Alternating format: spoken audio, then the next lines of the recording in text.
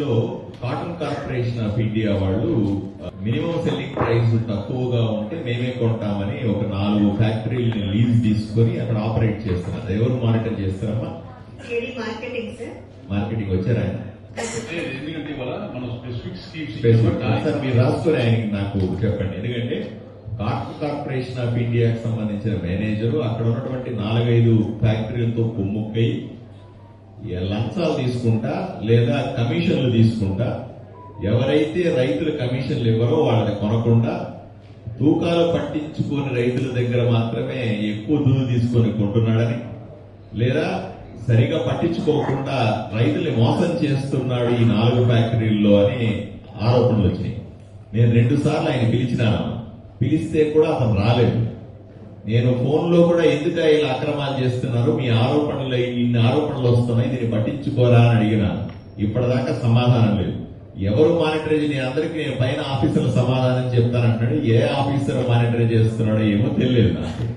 ఎందుకంటే రిపీటెడ్ గా ఇది 2 నెలల నుంచి నేను చెప్తా ఉన్నా.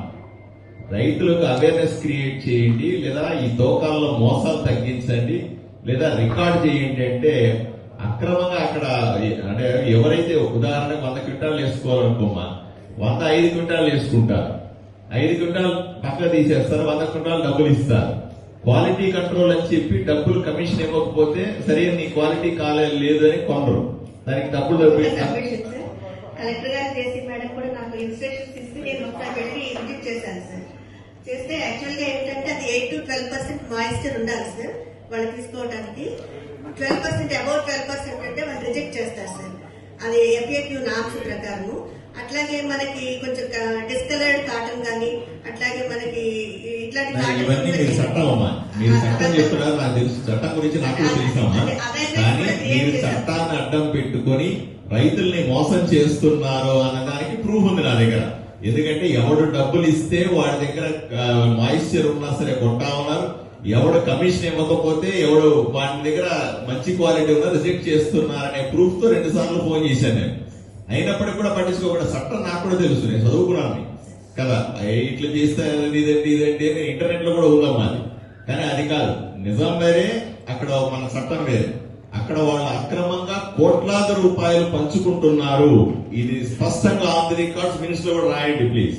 కాటన్ కార్పొరేషన్ ఆఫ్ ఇండియా మేనేజర్లు అక్కడ ఉన్నటువంటి